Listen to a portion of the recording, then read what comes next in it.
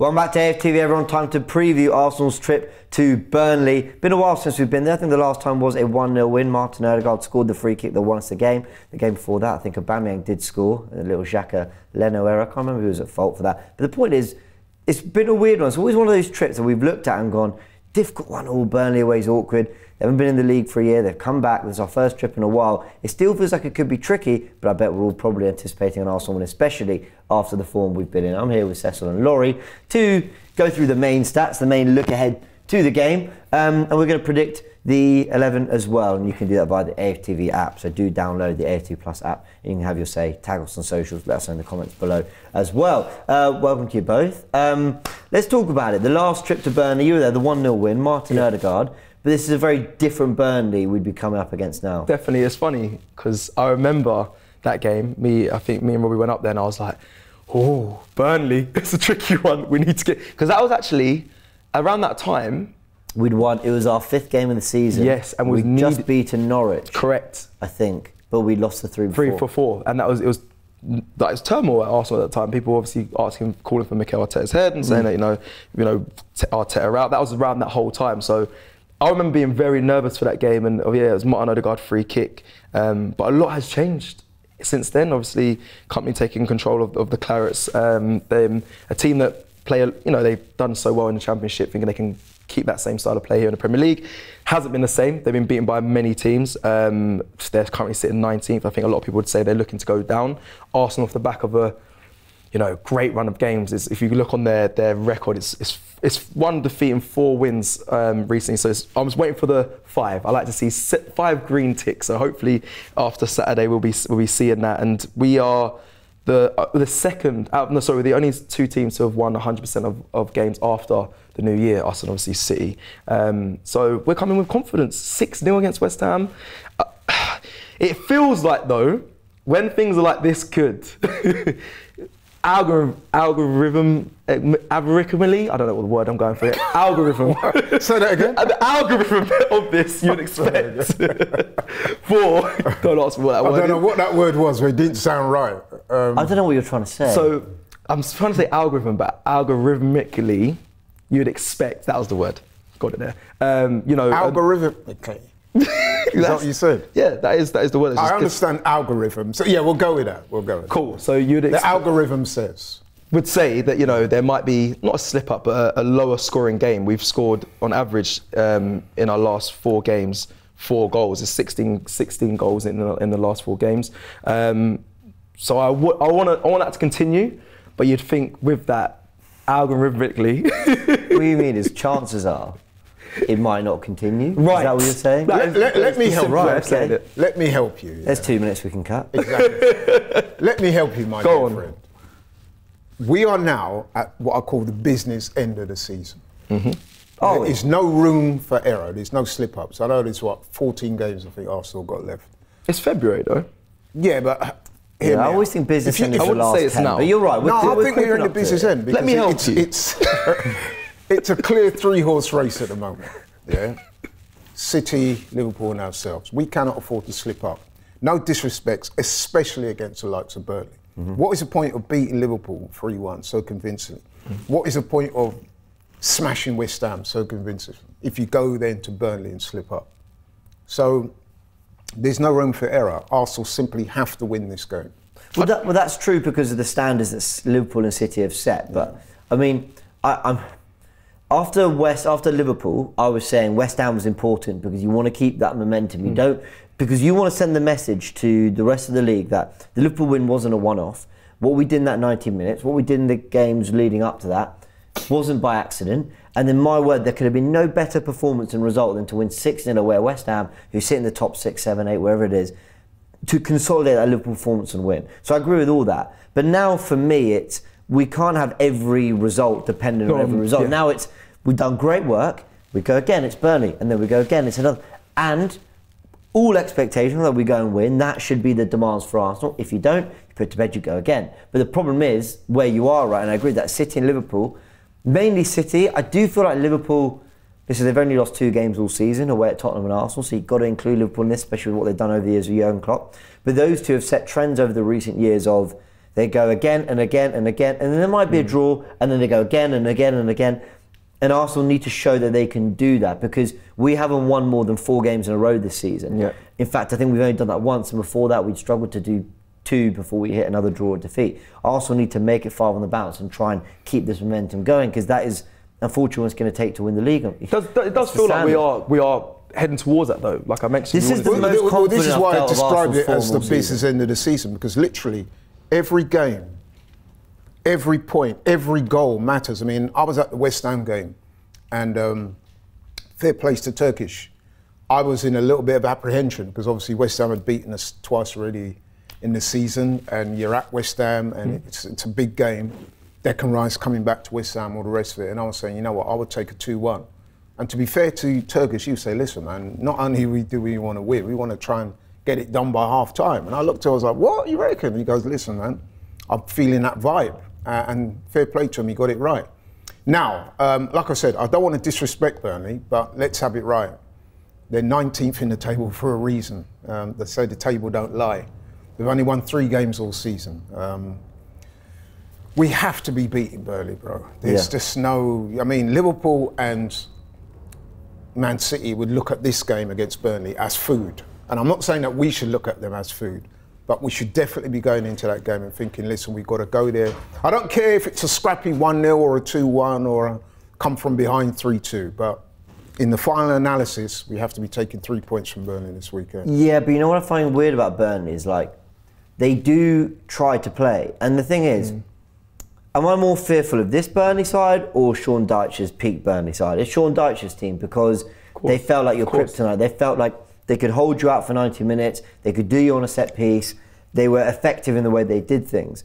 And they did. People forget that he got that team to 7th at one point, kept them in the league for a long time. So I did fear that Burnley side more. But the thing about this Burnley side is they've lost 3-1 at Liverpool. That was last week. Yep. They lost 2-0 to it was at Turf Moor against Liverpool around Christmas time. I think it was just after we played them at was it Boxing Day? It might have been Boxing Day. Just after we played them at Anfield. And then they played City on the opening day. Yep. They lost 3-0 in that game, I think. 3-1. 3-1. Yeah.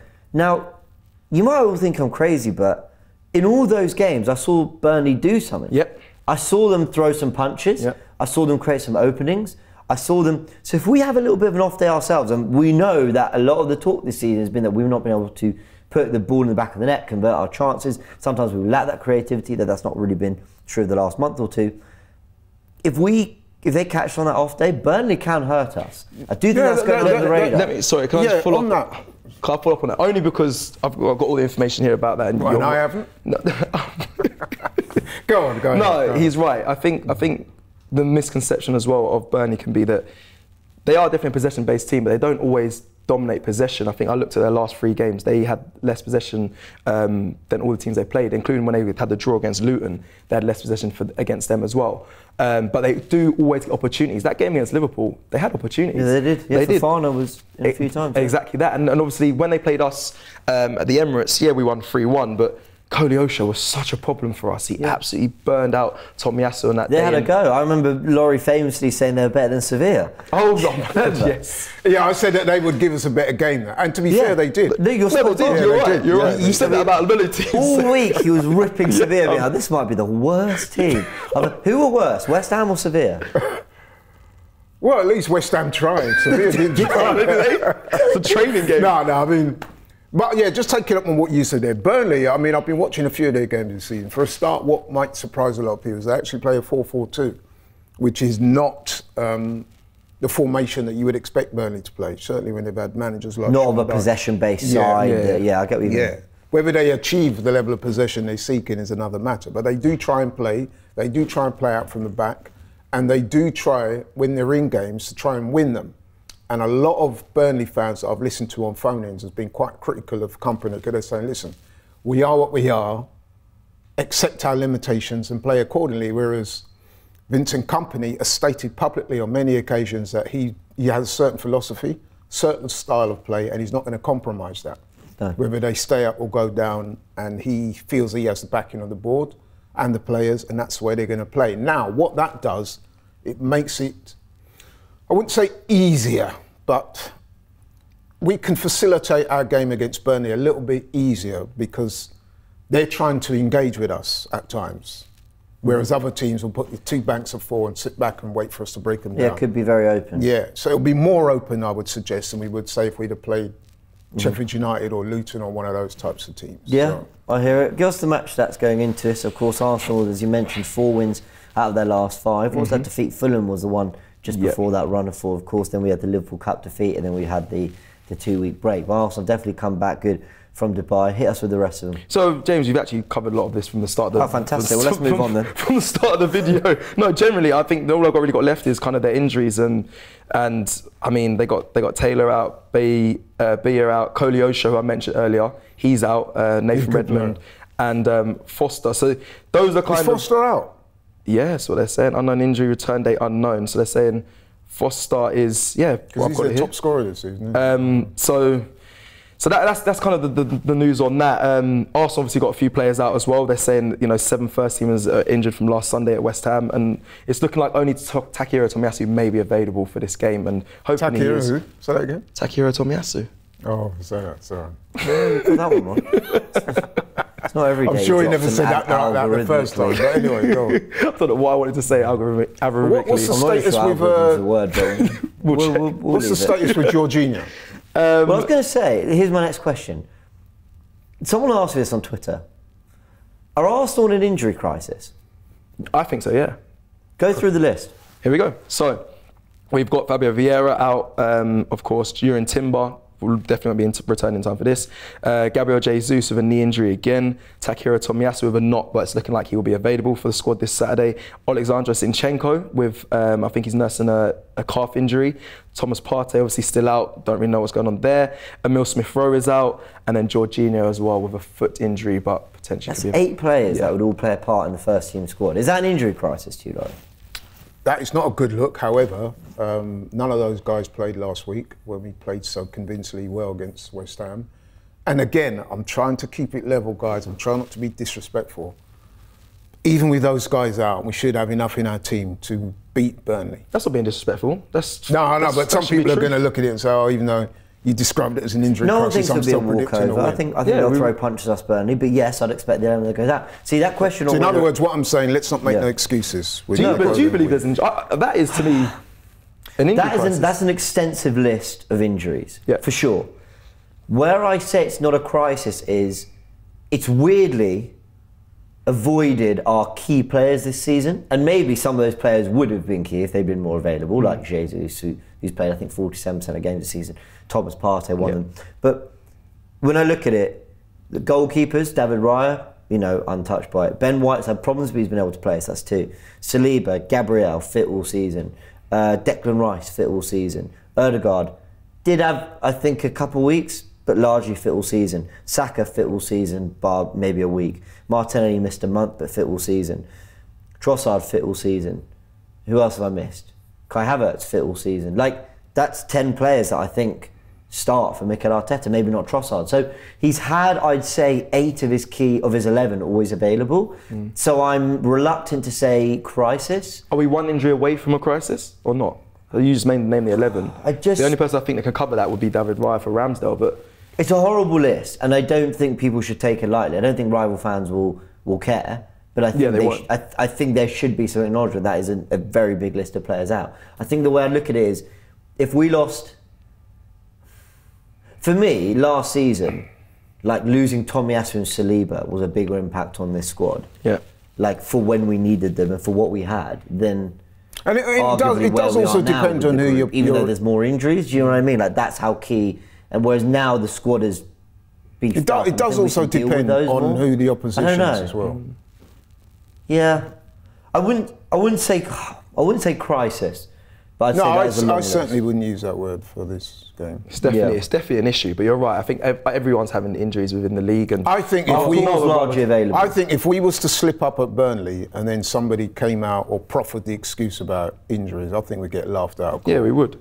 Yeah. With the squad and the resources we have available, we should be able to beat Burnley. But it is an issue. I'm telling you that now, these injuries. Well, yeah, I mean, listen, our best team is going to have the likes of Zinchenko and Jesus and people like that in it. Yeah, absolutely. But can other guys come in and score goals? You saw that last week? There are rumours that we should have a fully fit squad by the end of the month, though. So a lot of those players are not looking like long term. Just in time. Let's go to the AFTV Plus app. We're going to show you it here on the screen. Our amazing app. Go download it on Apple devices, on Android, whatever it is you are using. You can download this fantastic app, and as you can see there, using FanZone, you can call and have your say when we run FanZone shows, but more often than not on full time. That's where you get to have your say, win, lose or draw. As you can see, we're facing Burnley at 3 p.m. You get all the latest news on the game with the 11 selector, player rater. You get to give your man of the match from the West Ham game. Featured videos, of course, tactical insight there, because they're going to want to put their best shows at the very front, shall I say.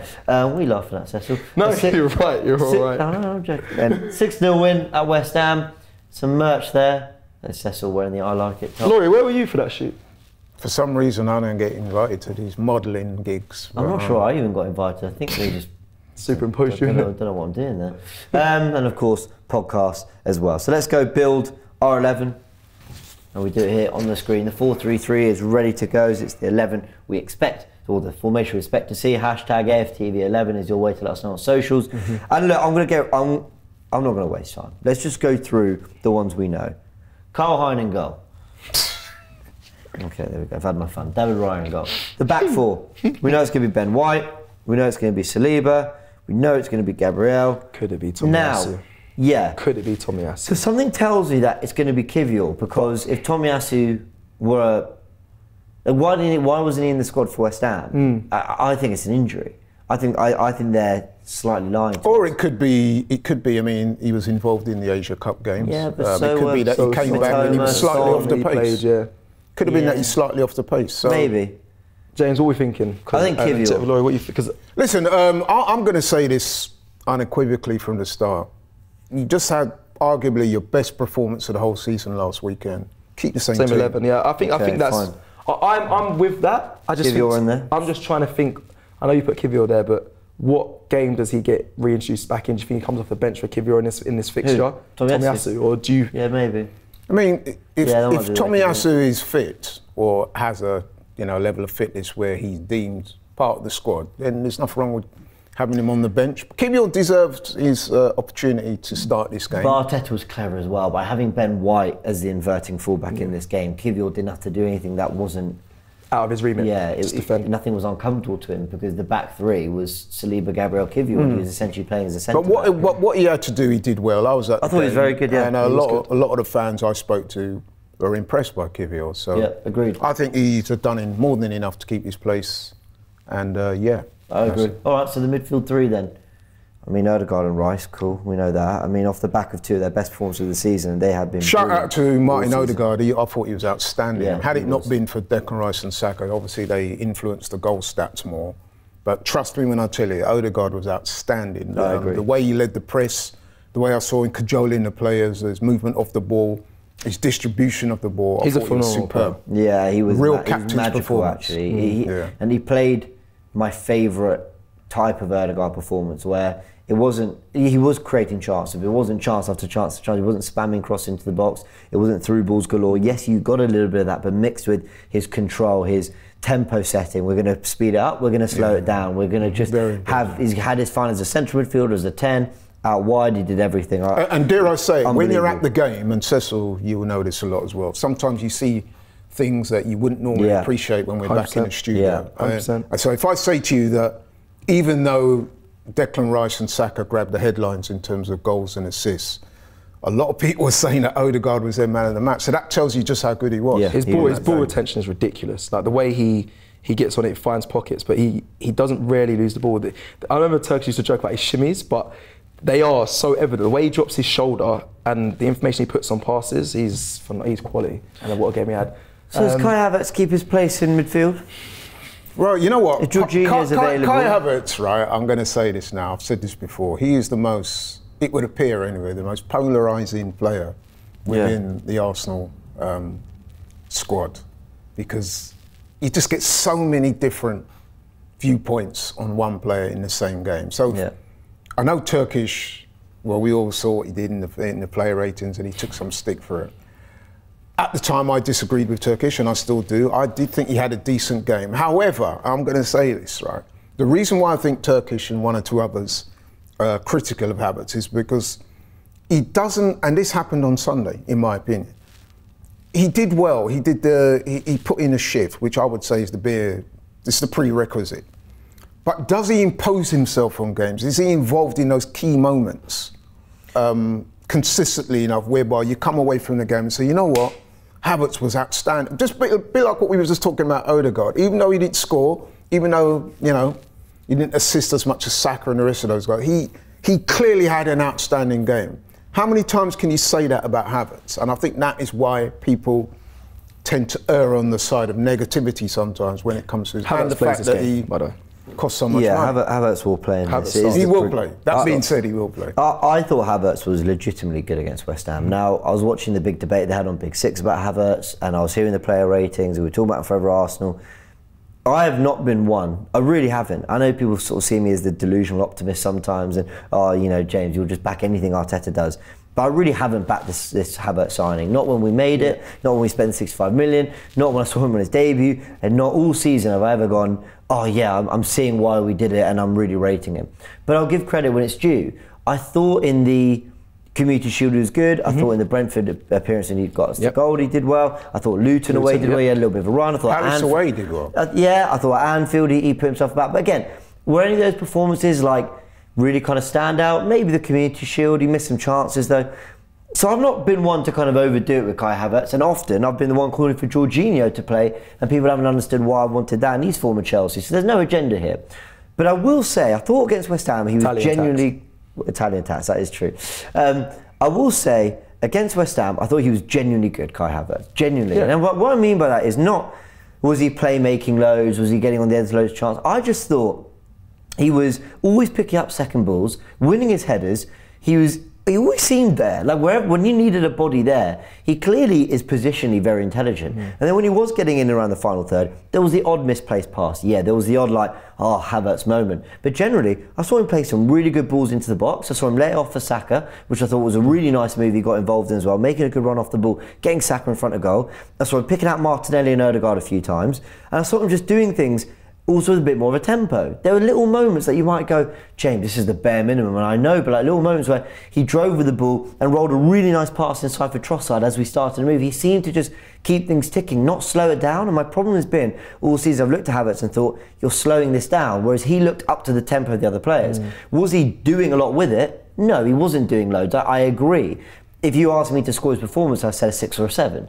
But he looked a part of the team more than he has a lot of the season, where everyone looks on a level and he's looked a bit slower. He looked very much a part of that 6-0 win, in my opinion. Yeah, I think I would agree with that. I gave him a 6, and again, like I said, it comes down to like tangible moments, innit?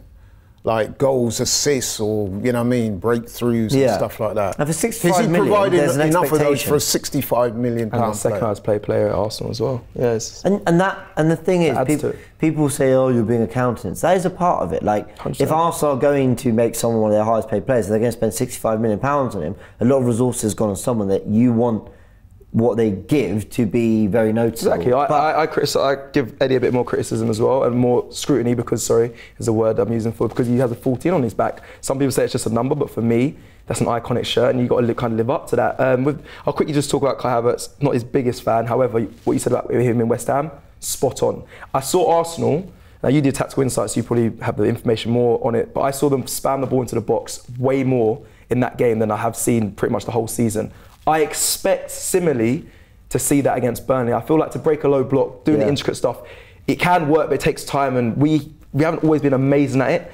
The way we always did to West Ham was just continue putting into the box, even though the height of some of our players. But I think Havertz, it would either fall to him or he would win his headers, was key to that. He looked part of the team, which you just mentioned. So I think Havertz, like I said, he definitely starts this game, and that it will be a use that, listen, I want to see more from him, but it's a use that will get the team a win. I'm happy with it. Yeah, and then the front three, I guess we're going to fly through this kind of quickly as well, because I think Saka, Trossard keep their place. Where is Trossard? Here he is. Now, as we've got, okay, you know what, let me not make a joke out of this. Let me actually have a serious conversation. I was going to bring up Eddie and Nketiah. But in all seriousness, Laurie, has he fallen down the pecking order here? Because Havertz starts up front against Liverpool.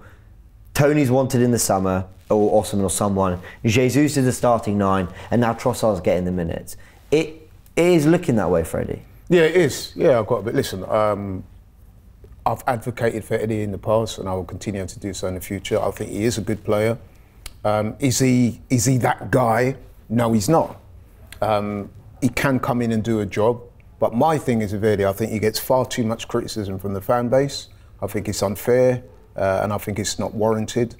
And let's be honest, Jesus, who's our main striker, there's also criticism that can be labelled at him. He's not prolific. A lot of people are saying Trossard should keep his shirt till Jesus earns it, and I'm hearing that. You know what? I wouldn't disagree with that. Trossard, who I have said on the record, needs to be given more minutes. You've seen what he can do. The finish last week. I mean, I know Turkish has, I think maybe yourself as well, said that he's possibly the best finisher at the club. I wouldn't necessarily argue with that. Yeah, I said that. So people say Martinelli, but I said Trossard. I think Trossard. I would like to see Trossard start. Listen, Eddie I'm sure he understands. I'm sure he's disappointed, but at the same time, he will know where he is in terms of seniority. Yeah. If he's called upon, I'm sure he can come in and do a capable job. Yeah. But if you're asking me who starts on Saturday, yes, Trossard. So we're all expecting an unchanged 11. Hopefully some players return to the bench, but let's see. It's still a very good 11, hence why I don't quite go with the word crisis, but I do agree we have a lot of injuries, and with Porto coming up in the week, we're going to want to think about that. No rotation here, it's just think about the league. Porto will deal with when that comes. A reminder, everyone, go check out the AFTV Plus app. It's genuinely a fantastic app, guys. You want to have your say, you can have your say. You want to do your player ratings, your 11 selector, you want just some information, and you want to watch our content, you know where to find it. Let's end on a score prediction. We'll start with you, Laurie, as we make our way around.